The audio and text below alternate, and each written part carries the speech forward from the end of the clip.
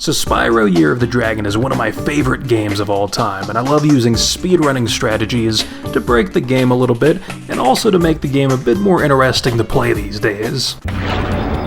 At the beginning of the game, you have a couple different levels locked behind egg requirements, and one that's locked behind a gem requirement. And so something that you can do to bypass these requirements is using something called Swim in the Air.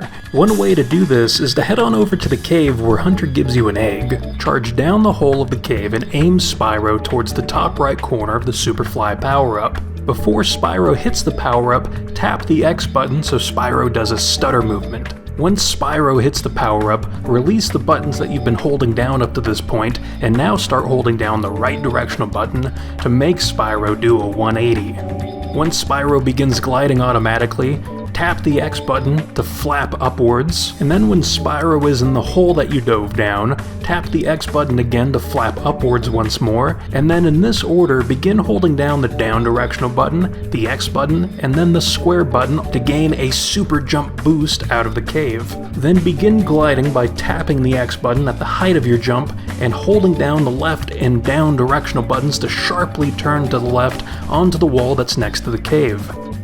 Once you're on top of the wall, charge down into the abyss and begin gliding when you're at the same height as Zoe is on the left-hand side of the screen. You're going to want to charge into the edge of the water source in front of you, and theoretically you can also head bash into it if you have to or if that's easier for you. If done correctly, the game will place you in a swim state and you can begin swimming wherever you want to go to.